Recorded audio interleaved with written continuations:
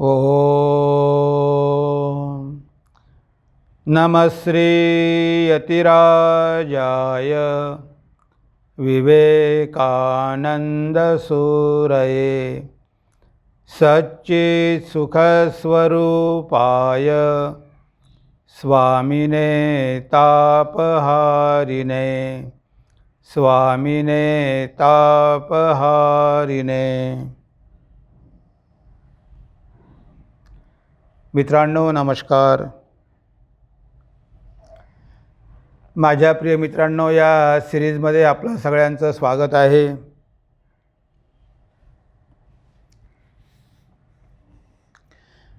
आजचा आपला विषय आहे पुरुषार्थ करा जागृत।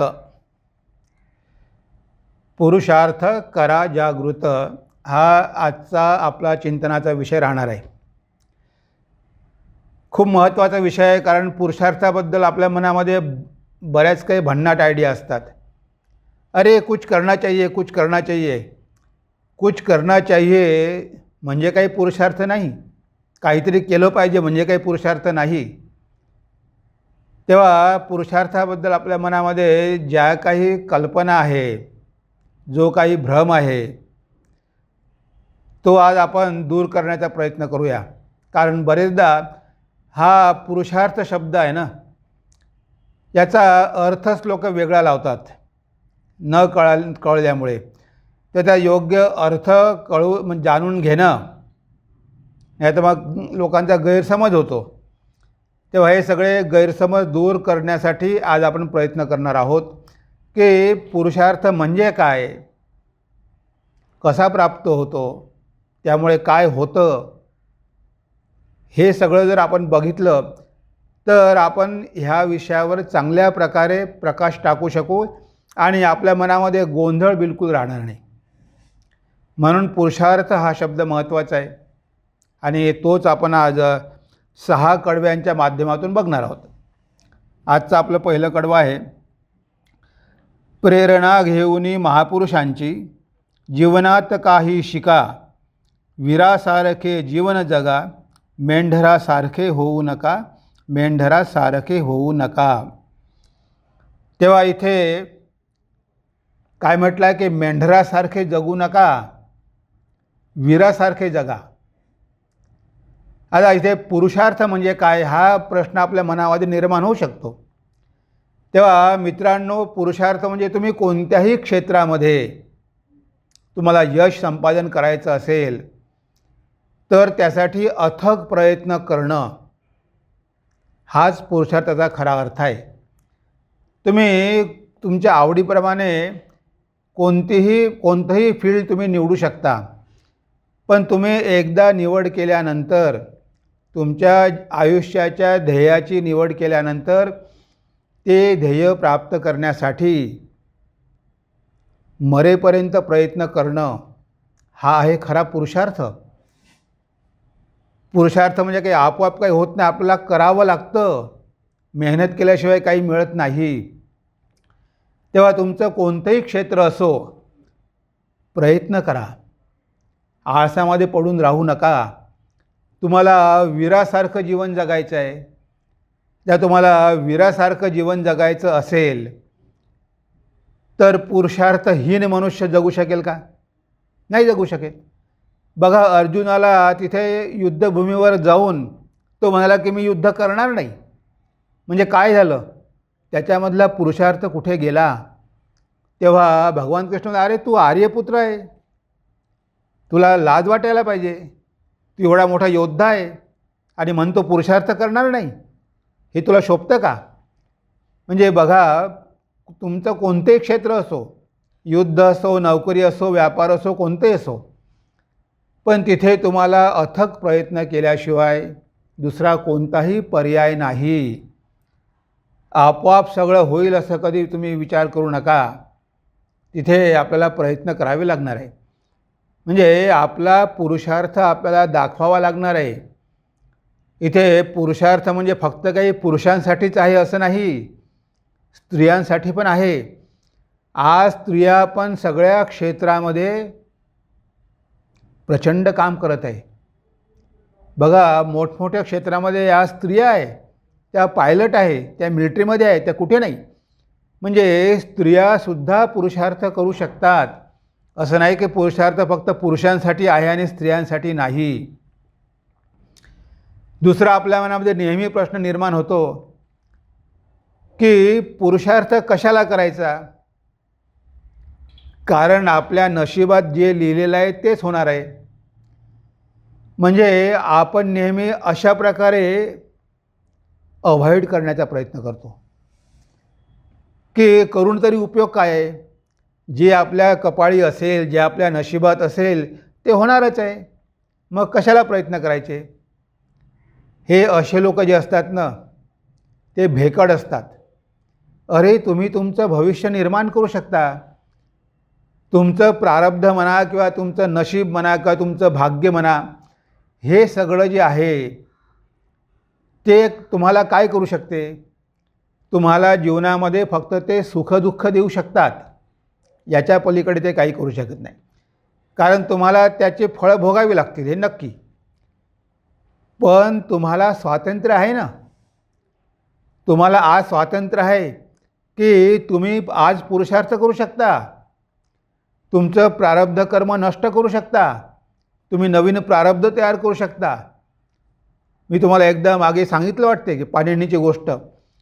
त्या पाणिनी जेव्हा आपल्या शिक्षकाकडे गेला, अरे म्हणे, तुझ्या नशिबात म्हणे शिक्षण नाही, तू म्हणे संस्कृत शिकू शकत नाही, तुझ्या हातावर म्हणे लाईनच नाही आहे म्हणे, रेषा पाहिजे म्हणे विद्येची. हा छोटा मुलगा पाणिनी तो गेला बाहेर, चाकूने आपल्या हातावर रेष काढली आणि म्हणे, सर बघा, माझ्या हातावर रेष आहे. मी माझ्या हातावर रेष निर्माण करू शकतो. मी माझ्या पुरुषार्थामुळे सगळं काही करू शकतो. मी माझं प्रारब्ध बदलू शकतो. तर म्हणे मी शिकणार. आणि ते पाणिनी बघा, त्यांनी संस्कृतचं व्याकरण लिहिलं. केवढे मोठे संस्कृतमध्ये पंडित झाले. म्हणजे ह्या पाणिनीमध्ये पुरुषार्थ होता. पुरुषार्थ काही आपल्या हातावर लिहिलेला नसतो, तो प्रयत्न करून आपल्याला आपल्या रेषा बदलाव्या लागतात. तेव्हा इथे असं म्हणू नका की माझ्या भाग्यामध्येच नाही, माझ्या नशिबामध्येच नाही, मी केल्यामुळे काहीही होणार नाही. असा विचार बिलकुल मनातून काढून टाका. तुम्ही सगळं काही करू शकता. तुमचं भाग्य बदलण्याचा शक्ती तुमच्यामध्ये आहे, विसरू नका. तुम्ही तुमचं भाग्य बदलू शकता. स्वामीजी म्हणायचे, you are the creator of your own destiny. त्यामुळे इथे प्रयत्न पाहिजे. नुसतं भाग्यावर अवलंबून राहून आपोआप काही येत नाही. तिसरं म्हणजे आपल्याला वाटते की देवाची कृपा. आता कृपा झाली तर सगळं काही होऊन जातं, आपल्याला काय प्रयत्न करायची गरज नाही. ईश्वर आहे ना. मंदिरात जायचं, त्याला प्रार्थना करायची. आता परीक्षा आली, अभ्यास करायचा नाही, मंदिरात जायचं, देवाला प्रार्थना करायची, देवा मला पास करून दे. आणि देवाला प्रसन्न केलं, देवाला चांगला भोग दिला, नैवेद्य ऑफर केला आणि देव संतुष्ट झाला, तर काय आपण आपोआप पास होऊन जाऊ. ह्या भरोशावर कधी राहू नका. God helps them those who help themselves. त्यांनाच भगवंत मदत करतो की जे प्रयत्न करतात. जे प्रयत्न करत नाही त्यांना भगवंत पण मदत करत नाही, त्याला कोणीच मदत करत नाही. तेव्हा हे नेहमी तुम्ही लक्षात ठेवलं पाहिजे की तुमचा उद्धार तुम्हालाच करायचा आहे. देव करेल आपला उद्धार, कोणीतरी दुसरा बाहेरच्या येऊन करेल असं म्हणून चालणार नाही. उद्धरेद आत्मनात्मात्मन आत्मानम अवसादयेत आत्मैव आत्मना बंधू आत्मैव रिपुरात्मन. गीतेमध्ये भगवंत म्हणतात 6व्या अध्यायामध्ये, उद्धरेद आत्मनात्मानम. तुम्ही स्वतःचा उद्धार स्वतःच करा. नात्मानम अवसादयेत. स्वतःला कधी कमी लेखू नका. तुम्हीच तुमचे मित्र आहात आणि तुम्हीच तुमचे शत्रू आहात. तुम्ही असा विचार केला की भगवंत सगळं काय करेल, आपल्याला करायची गरज नाही, म्हणजे काय तुम्ही तुमचे शत्रू आहात.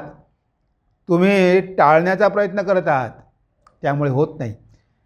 तेव्हा इथे दैव, भाग्य, देवाची कृपा ह्या सगळ्या गोष्टी आहे. पण ह्या सगळ्या गोष्टी तुम्हाला पुरुषार्थ केल्याशिवाय, काहीच देऊ शकत नाही. तुम्ही पुरुषार्थ काहीच केला नाही, मेहनत काहीच घेतली नाही, देवाच्या कृपेनं होईल, आपल्या नशिबातच आहे म्हणून जेवढं आहे तेवढं मिळणारच आहे. ह्या सगळ्या गोष्टी कुणाच्या असतात? जे पळवाट काढण्याचा प्रयत्न करतात, ज्यांना काहीही करायची इच्छा नसते, असे लोक अशा पळवाटा काढतात. म्हणून बघा, मेहनत केल्याशिवाय काहीच मिळत नाही. ह्या जगामध्ये कोणतीही गोष्ट तुम्हाला आपोआप मिळणार नाही. म्हणून तुम्हाला पुरुषार्थ करावाच लागेल. पुरुषार्थ करा, तुमच्याकडून जेवढं होते तेवढं करा, तुम्हाला दिलेली सगळी शक्ती वापरा. सगळी शक्ती वापरल्यानंतर जेव्हा तुम्ही पूर्णपणे एक्झॉस्ट व्हाल, तेव्हा कुठे मग भगवंत तुम्हाला मदत करेल. तोपर्यंत मग भगवंत पण मदत करणार नाही. नंतर मृत्यू असे जर अटळ येथे, तर महान कार्यासाठी मरा. यंत्रवत जीवन जगू नका, पुरुषार्थाला जागृत करा. मृत्यू असे जर अटळ येथे, तर महान कार्यासाठी मरा. यंत्रवत जीवन जगू नका, पुरुषार्थाला जागृत करा. आता ह्या जगामध्ये आपलं जीवन काय 2 दिवसाचं आहे आणि मृत्यू अटळ आहे. आता जेव्हा हा मनुष्य देह आपल्याला मिळालेला आहे भगवंताच्या कृपेनं, तर याचं कसं सार्थक करून घेतलं पाहिजे आपण. किड्या माकुड्यासारखं मरण्यात काही अर्थ आहे? बरेच लोक यंत्रवत जीवन जगतात. सकाळी ऑफिसमध्ये जातात, नंतर घरी परत येतात. ते व्हर्च्युअल जगामध्ये असतात, त्यांना व्यावहारिक जगात काय आहे माहिती नाही. आमच्या एका भक्ताचा मुलगा होता, तो आपल्या IT कंपनीत जायचा आणि तो घरी परत यायचा. त्याला पैसे मोजायला येत नव्हतं, त्याला बाजारात जाऊन मार्केटिंग करायला येत नव्हतं, कोणाशी कसं बोलायचं हे त्याला कळत नव्हतं. तो लोकांशी मिसळणं टाळायचा. म्हणजे बघा, त्याला त्या क्षेत्रामधलं ज्ञान असेल, पण इकडे तर शून्य आहे. म्हणजे तो काय झाला? यंत्र होऊन गेला, तो मशीन झाला. त्याला बाकी गोष्टीमुळे काही आवडच नाही आहे. जीवनाचे कितीतरी पैलू आहेत, पण त्याला त्यामध्ये काहीही आवड नाही. रात्रंदिवस तो कॉम्प्युटर आणि घर, याशिवाय तो कुणाशी मिसळत नाही, काहीही करत नाही. फक्त 2च गोष्टी, असं आपलं जीवन होऊन जाते. रात्रंदिवस यंत्र हाताळून आपण पण यंत्रासारखेच होऊन जातो. आपण विसरतो की आपण मनुष्य आहोत. मनुष्य, आपल्याला जीवनामध्ये कितीतरी गोष्टी प्राप्त करून घ्यायच्या आहे, हेच आपण विसरून जातो. आपण एक यंत्र बनतो. असं व्हायला नको. असं आपल्या जीवनाचं आपण मातेरं करायला नको. म्हणून मृत्यू असे जर अटळ येथे, तर महान कार्यासाठी मरा. काहीतरी उच्च आदर्श ठेवा आणि त्यासाठी मग तुम्ही जीवन तुमचं बलिदान करा, अर्पण करा, समर्पण करा. यंत्रवत जीवन जगू नका, पुरुषार्थाला जागृत करा. तेव्हा तुमच्यामधला पुरुषार्थ जागृत करा. स्वामी विवेकानंद एका ठिकाणी म्हणतात, the older I grow, the more everything seems to be to lie in manliness. This is my new gospel. बघा, स्वामीजी काय म्हणतात की जसं माझं वय वाढत आहे, तसं मला कळून येत आहे की सगळं काही पुरुषार्थामध्येच आहे. The older I grow, the more everything seems to be lie in manliness. This is my new gospel. ही माझी नवीन शिकवण आहे.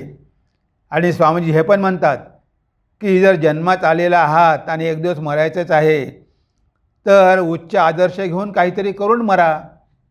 असे किड्या माकोड्यासारखे कशाला मरता? My boy, when death is inevitable, is it not better to die like a heroes than as stock and stones?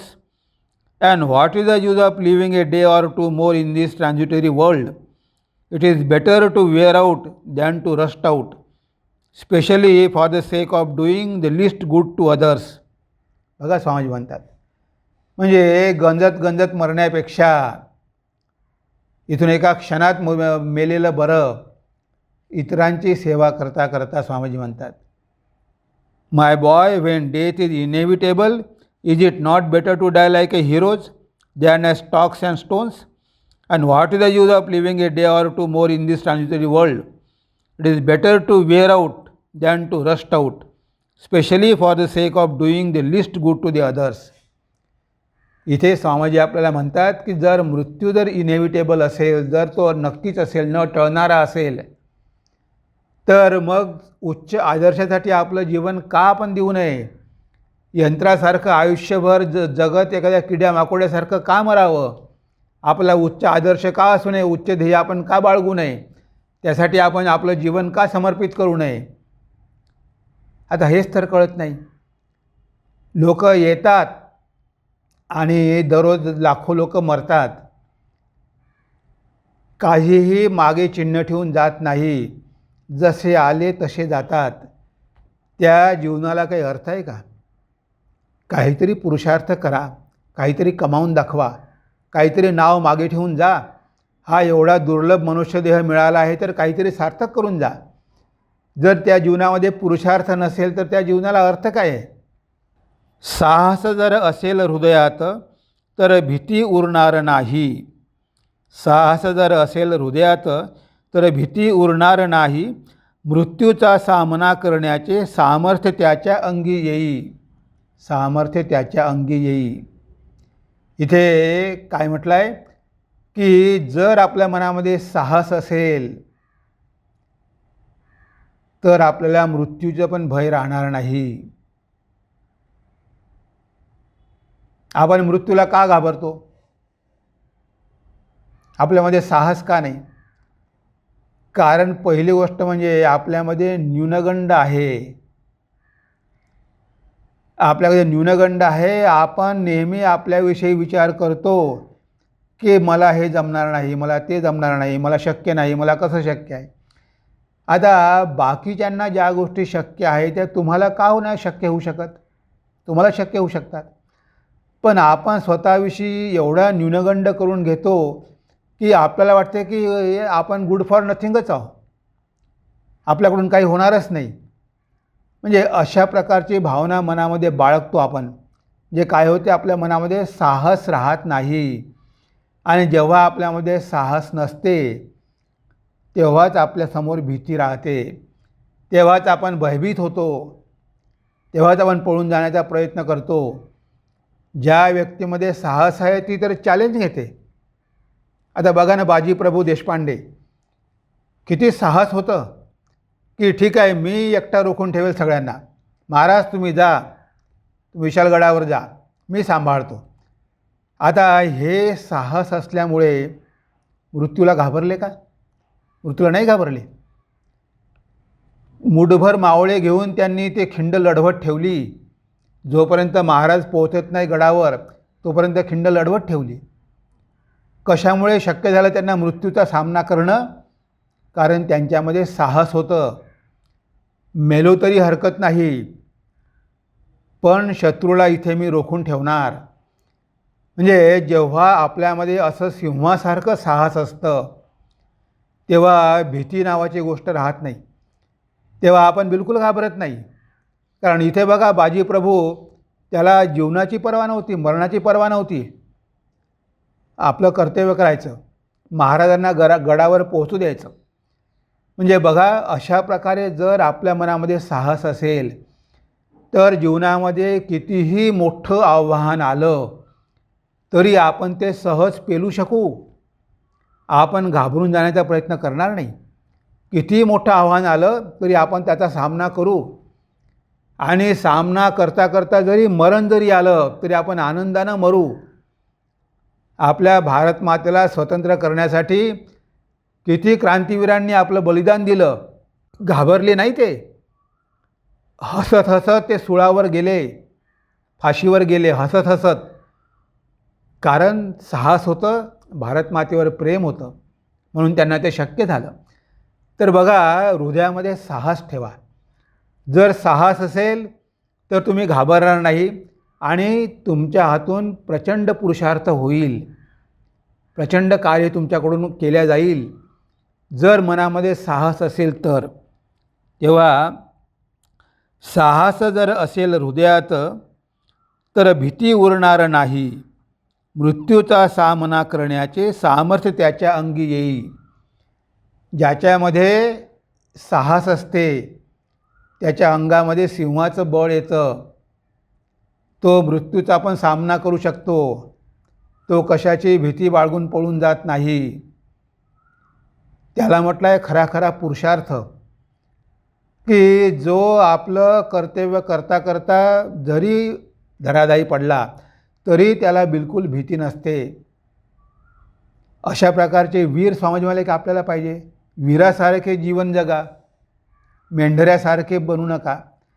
म्हणजे आपल्याला वीराचं मरण पत्करायचं आहे, मेंढरासारखं आपल्याला जीवन जगायचं नाही. सगळे एका मार्गाने जातात, आपल्याला त्याच मार्गाने जायचं आहे असं नाही. आपण पुढाकार घेतला पाहिजे, आपण जीवनाची दिशा बदलली पाहिजे, आपण लोकांना योग्य प्रकारे गाईड केलं पाहिजे, त्यांना योग्य मार्गदर्शन केलं पाहिजे. नाहीतर काय मेंढरासारखं एक करतो सगळेच करतात, आपणही तसंच करायचं, ते चालणार नाही. म्हणून इथे म्हटलं आहे की वीरासारखे जीवन जगा, मेंढरासारखे होऊ नका. मेंढरासारखे होऊ नका, वीरासारखं जीवन जगा. ठीक आहे, मरण आलं तर एकदाच जीवनामध्ये मरण येणार आहे ना, मग दररोज कशाला मरायचं, एकदाच मरायचं, पण काहीतरी करून मरायचं की जेणेकरून नाव इतिहासामध्ये राहील. ती झाशीची राणी बघा, नाव इतिहासामध्ये आहे, मेरी झाशी नाही दोंगी. त्या एका राणीनं बघा ब्रिटिशांना थोपवून धरलं. आता ती हरली असेल, मृत्यू आला असेल, नाव अमर झालं. ती जर घाबरून पळून गेली असती तर तिचं नाव राहिलं असतं का इतिहासामध्ये? नसतं राहिलं. म्हणून साहस पाहिजे, तेव्हा हृदयामध्ये बळ पण येते आणि मृत्यूचं भय पण राहत नाही आणि आपण प्रचंड पुरुषार्थ करू शकतो. त्यानंतर पुरुषार्थ नसे सर्वसाधारण, ती तर दैवी देणगी असे. पुरुषार्थ देऊनी भक्ताला, देव महान करीत असे. देव महान करीत असे. म्हणजे पुरुषार्थ ही काही साधारण गोष्ट नाही आहे. म्हणजे ही दैवी देणगी आहे. ज्या व्यक्तीच्या हातून कार्य करून घ्यायचं आहे, भगवंतच त्याला ती प्रेरणा देते आणि त्याच्याकडून पुरुषार्थ करून घेते. म्हणून बघा की तुम्हाला जर पुरुषार्थ करायचा असेल तर प्रेरणा पण पाहिजे. आता आपण जर म्हटलं की आता पुरुषार्थ म्हणतो तर हे पुरुषार्थ किती प्रकारचे आहे? आपले शास्त्र सांगतात की 4 प्रकारचे पुरुषार्थ आहेत, ते आपण जाणून घेतले पाहिजे. पुरुषार्थ किती प्रकारचे आहे? 4 प्रकारचे. बघा मित्रांनो, धर्म, अर्थ, काम आणि मोक्ष यांना पुरुषार्थ म्हटलं आहे. म्हणजे मनुष्य जीवनाचे पुरुषार्थ म्हणजे ह्या 4 गोष्टी आहेत, धर्म, अर्थ, काम आणि मोक्ष. ह्या 4 गोष्टी प्राप्त करून घेण्यासाठी पुरुषार्थ पाहिजे. ह्या कुणालाही प्राप्त होत नाही, आळशी माणसाला प्राप्त होत नाही. पहिली गोष्ट आहे धर्म, कारण धर्म आहे आपला पाया. ह्या धर्माशिवाय आपण पुढे जाऊ शकत नाही. तुम्हाला अर्थ पाहिजे, काम पाहिजे, ठीक आहे, पण पाया तुमचा धर्म आहे. तुम्ही धर्म आणि मोक्ष सोडून दिला तर मग जीवनाला अर्थ काय आहे? पाश्चात्य संस्कृतीमध्ये धर्मही नाही आणि मोक्षही नाही, पैसा आणि भोग या 2 गोष्टीपुढे काही नाही. आपल्याकडे मात्र 4 पुरुषार्थ आहे. आता धर्मपुरुषार्थ अतिशय अवघड आहे. आपल्याला वाटते की धर्मपुरुषार्थ सोपा आहे, पण तेवढा सोपा नाही आहे. धर्माचं आचरण करणं सोपं आहे का? धर्म म्हणजे सत्य, आणि सत्याचं जीवनामध्ये आचरण करणं म्हणजे धर्माचं आचरण करणं. किती अवघड आहे. आपल्याला वाटतं की हा धर्मपुरुषार्थ म्हणजे काही नाही, पण धर्मपुरुषार्थ सगळ्यात अवघड आहे. आता बघा, भगवान श्रीरामकृष्णांचे वडील खुदीराम चट्टोपाध्याय, आता त्या खुदीरामला रामानंद राय तो जमीनदार होता, त्याने त्यांना खोटी साक्ष द्यायला सांगितली आणि म्हणे तुम्ही जर खोटी साक्ष दिली नाही तर म्हणे तुमची सगळी प्रॉपर्टी जाईल. त्यांच्याकडे 50-60 एकर जमीन होती, घर होतं, सगळं होतं. आता हे सगळं आपल्याला गमावावं लागणार आहे. आपण जर खोटी साक्ष दिली नाही तर रामानंद राय हे आपलं सगळं घेऊन घेणार आहे. याची जाणीव असूनसुद्धा त्यांनी खोटी साक्ष दिली नाही. हा आहे धर्मपुरुषार्थ. जे सगळं गमावायला तयार आहे, पण मी खोटं बोलणार नाही. बघा, खोटं बोलणार नाही म्हणजे केवढी मोठी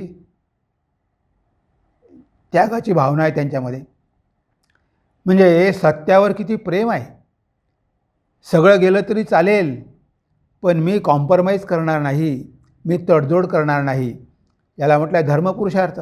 किती कठीण आहे, फार अवघड आहे, सगळ्यांना जमत नाही. आता बघा राजा हरिश्चंद्र बघा. आता राजा हरिश्चंद्र, तुम्हाला सगळ्यांना त्याची गोष्ट माहिती आहे.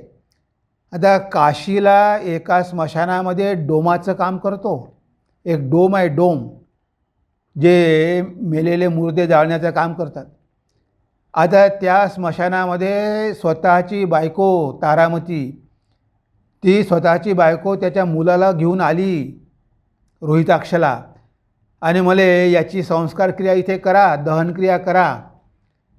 आणि हरिश्चंद्र म्हणतो की 60 रुपये टॅक्स भरल्याशिवाय होणार नाही. बघा, हा आहे धर्म. मी माझ्या मालकाला वचन दिलेलं आहे की मी तुमचं कर्तव्य, तुमचं कर्म जे मला दिलं आहे ते मी प्रामाणिकपणे करेल. इथे मी लबाडी करू शकणार नाही. तू माझी पत्नी आहे, हा माझा मुलगा आहे, म्हणून तुम्हाला मी 60 रुपये माफ करू शकणार नाही. तुम्हाला इथे ते भरावेच लागेल, टॅक्स भरावाच लागेल, नाहीतर हा मुर्दा घेऊन जा. एवढी हिंमत आहे का आपल्यामध्ये? म्हणजे साधारण नाही आहे. सगळी मोहमाया त्यांनी एका क्षणात तोडून टाकली. आपली पत्नी आहे, आपला मुलगा आहे, आपण दया दाखवली पाहिजे, यांना पैसे माफ केले पाहिजे, त्यांना इथे संस्कार करू दिला पाहिजे, ही गोष्ट मनात आली नाही. म्हणजे आपल्या कर्तव्यामध्ये किती प्रामाणिक, हा आहे धर्मपुरुषार्थ. म्हणजे कर्म करताना तो किती प्रामाणिक आहे की मी माझ्या मालकाकडून पैसे घेतो, पगार घेतो, त्यामुळे मी इथे हा माझा आहे आणि हा परका आहे म्हणून ते भेदबुद्धी करणार नाही. सगळ्यांसाठी एकच नियम, माझी बायको असो की मुलगा असो, मी पैसे वसूल करणारच. शक्य आहे का आपल्याला हे एवढे मोहमायेचे बंधनं तोडून प्रामाणिकपणे नोकरी करणं? हाच तर धर्म आहे, हा तर धर्मपुरुषार्थ आहे. किती लोक करू शकतात? हा एवढा धर्मपुरुषार्थ सगळ्यांना शक्य आहे का? नाही. एखादा जज त्याचा मुलगा जर समोर उभा असेल तर तो न्याय बरोबर देणार नाही. तो आपल्या मुलाला कसं वाचवता येईल हा प्रयत्न करेल. त्याला माहिती आहे मुलानं खून केलेला, याला फाशी दिली पाहिजे, पण तो न्यायाधीश फाशी देणार नाही, कारण तिथे मोह आहे, तिथे माया आहे. हरिश्चंद्र मात्र धर्माचं आचरण करतो. माझं कर्तव्य मी करणार.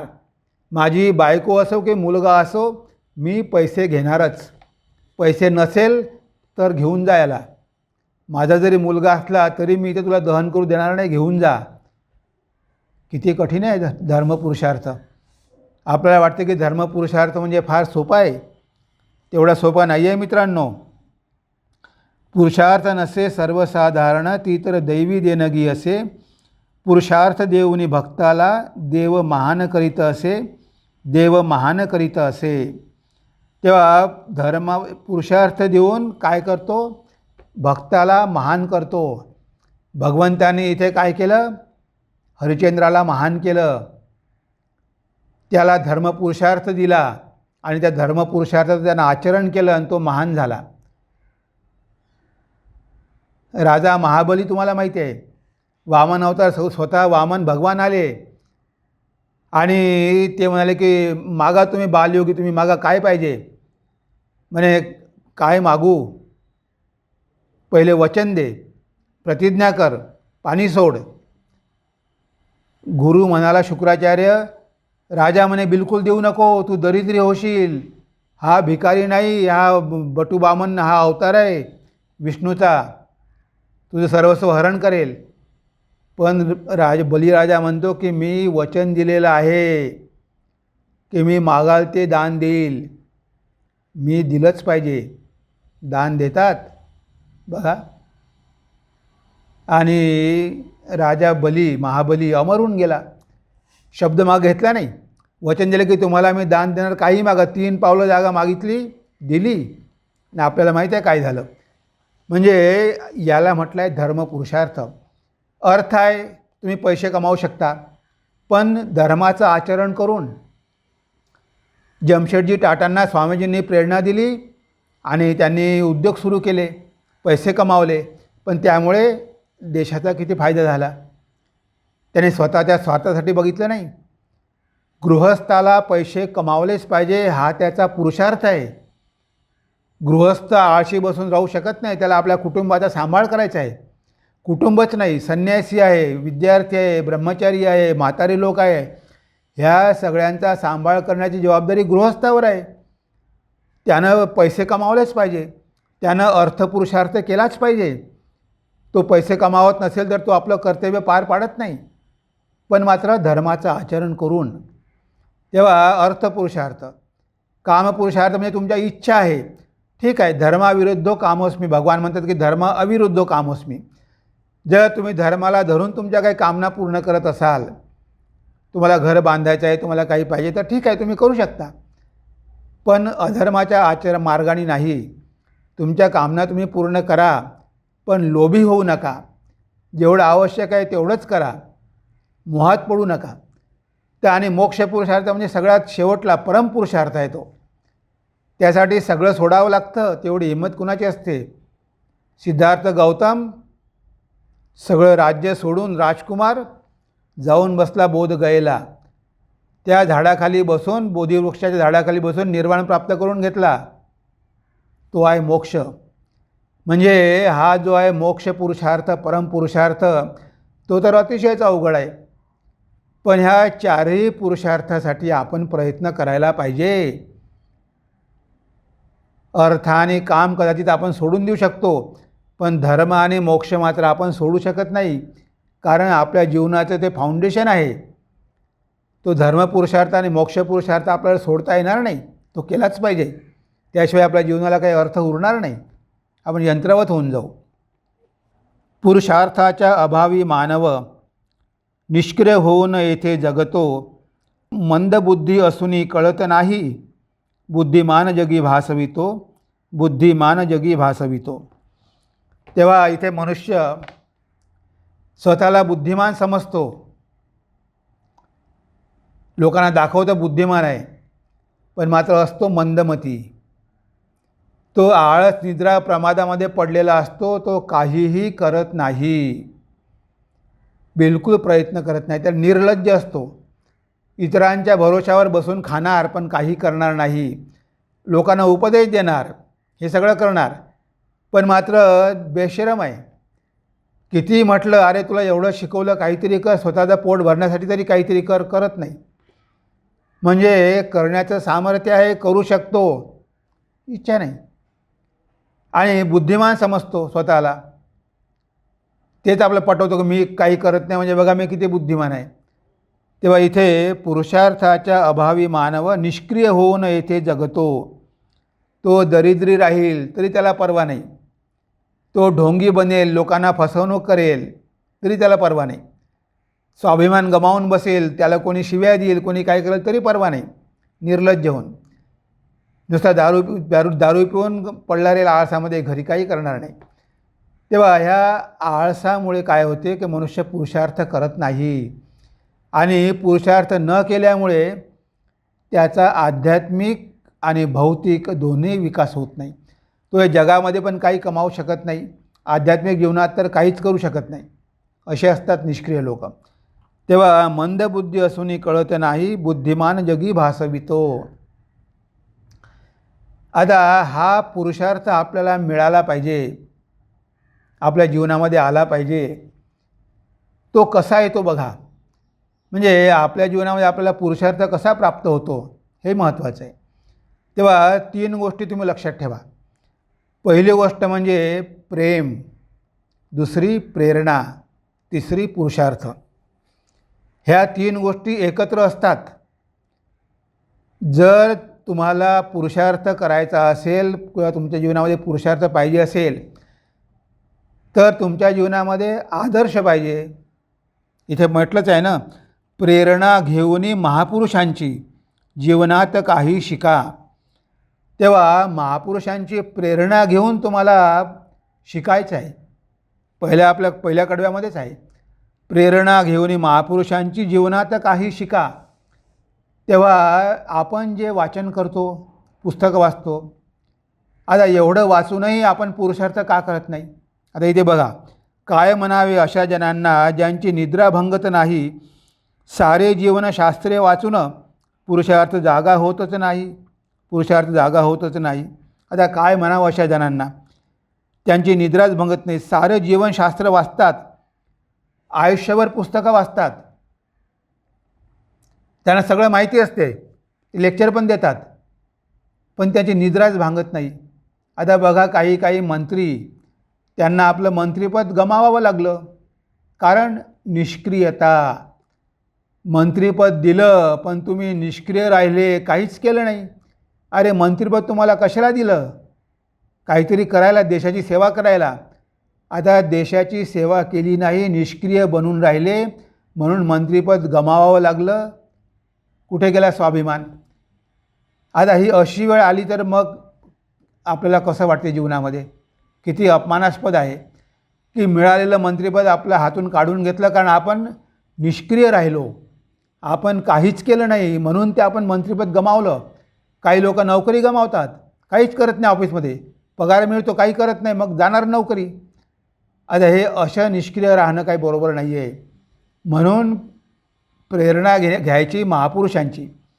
त्यांच्यापासून प्रेरणा घेण्यासाठी त्यांच्यावर प्रेम पाहिजे.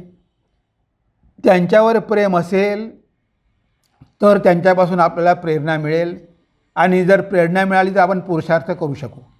बघा, सिस्टर निवेदिता, आता तिचं गुरुवर प्रेम होतं, विवेकानंदांवर, म्हणून तिनं स्वामीजींपासून प्रेरणा घेतली आणि प्रेरणा घेऊन भारतामध्ये येऊन गरिबांसाठी कार्य केलं, पुरुषार्थ केला. त्याचा उगम कुठे आहे? प्रेरणेमध्ये, स्वामीजींच्या प्रेरणेमुळे. आणि ती प्रेरणा कशामुळे आली? स्वामीजींवरती प्रेम केल्यामुळे, भक्ती केल्यामुळे. बघा, ही अशी लिंक आहे. तिथे पहिले प्रेम पाहिजे, मग प्रेरणा पाहिजे, मग तिथे तुमची पुरुषार्थ पाहिजे. आता आपण एवढं स्वामीजींचं साहित्य वाचतो, आपल्याला प्रेरणा का मिळत नाही? कारण आपलं स्वामीजींवरती तेवढं प्रेम नाही. जर तुम्ही स्वामीजींवरती खरोखर प्रेम कराल तर ते उपदेश तुम्हाला नक्की प्रेरणा देईल, आणि ती दिलेली प्रेरणा तुमच्या पुरुषार्थाच्या रूपानं ते प्रगट होईल. एवढे लोक साहित्य वाचतात, शास्त्र वाचतात, पुस्तकं वाचतात, पण ते काहीच करत का नाही? त्यांना प्रेरणा मिळत का नाही? कारण तिथे ज्या महापुरुषांपासून तुम्हाला प्रेरणा घ्यायची आहे, त्या महापुरुषावर तुमचं प्रेम तर पाहिजे. प्रेम असेल तर तुम्ही तुमचं बलिदान कराल, तुमचं जीवन अर्पण कराल. प्रेमच नाही, तुम्ही शास्त्र वाचता, विवेकानंद साहित्य वाचता, पण पुरुषार्थ काहीच करत नाही, मग उपयोग काय? तुमच्या जीवनामध्ये कधीच पुरुषार्थ येणार नाही. पुरुषार्थ पाहिजे असेल तर प्रेरणा पाहिजे, महापुरुषांपासून प्रेरणा घेतली पाहिजे. आणि महापुरुषापासून प्रेरणा घ्यायची असेल तर त्या महापुरुषांवर तुमचं प्रेम पाहिजे. ते प्रेम असेल तर तुम्हाला प्रेरणा घ्याल, आणि ती प्रेरणा घेऊन तुम्ही कार्यामध्ये उतरवाल, पुरुषार्थ कराल, आणि स्वतःचं जीवन धन्य कराल, आणि जगावर पण उपकार करू शकाल.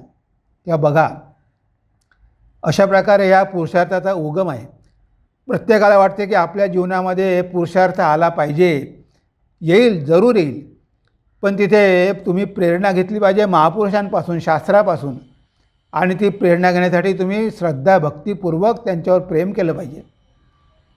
श्रीरामकृष्णांवर प्रेम केलं म्हणून स्वामीजींनी एवढं कार्य केलं, त्यांना प्रेरणा मिळाली, आपलं आयुष्य त्यांच्या चरणी अर्पण केलं, कारण श्रीरामकृष्णांवर ते खूप प्रेम करायचे. तेव्हा आपण जेव्हा एखाद्या व्यक्तीवर प्रेम करतो, मग तिथेही तिची वाक्य आपल्याला प्रेरणा देतात, आणि ती प्रेरणा घेऊन आपण जीवनामध्ये महान कार्य करतो. तेव्हा मित्रांनो बघा, अशा प्रकारे आपल्या जीवनामध्ये पुरुषार्थ आला पाहिजे. त्या पुरुषार्थाला आपण जागृत केलं पाहिजे. तेव्हा आज आपण इथेच थांबूया. त्यापूर्वी ही कविता एकदा वाचून घेऊ आणि मग आपण आजच्या आपल्या चिंतनाला विराम देऊ. पुरुषार्थ करा जागृत. प्रेरणा घेऊन महापुरुषांची जीवनात काही शिका. वीरासारखे जीवन जगा, मेंढरासारखे होऊ नका. मृत्यू असे जर अटळ येथे तर महान कार्यासाठी मरा. यंत्रवत जीवन जगू नका, पुरुषार्थाला जागृत करा. साहस जर असेल हृदयात तर भीती उरणार नाही. मृत्यूचा सामना करण्याचे सामर्थ्य त्याच्या अंगी येई. पुरुषार्थ नसे सर्वसाधारण, ती तर दैवी देणगी असे. पुरुषार्थ देऊनी भक्ताला देव महान करीत असे. पुरुषार्थाच्या अभावी मानव निष्क्रिय होऊन जगतो. मंदबुद्धी असूनही कळत नाही, बुद्धिमान जगी भासवितो. काय म्हणावे अशा जनांना ज्यांची निद्रा भंगत नाही. सारे जीवन शास्त्रे वाचून पुरुषार्थ जागा होतच नाही. पुरुषार्थ जागा होतच नाही. तेव्हा बघा, यापासून प्रेरणा घ्या आणि जीवनामध्ये काहीतरी पुरुषार्थ करा. तुम्हाला सगळ्यांना माझ्या हार्दिक शुभेच्छा. तेव्हा मित्रांनो, आज आपण इथेच आपल्या चिंतनाला विराम देऊया. ओम सर्वे भवन्तु सुखिनः, सर्वे सन्तु निरामया, सर्वे भद्राणि पश्यन्तु, मा कश्चित् दुःखभाग् भवेत्, मा कश्चित् दुःखभाग् भवेत्. ओम शांति शांति शांति. हरि ओम तत्सत्. श्रीरामकृष्णार्पणमस्तु.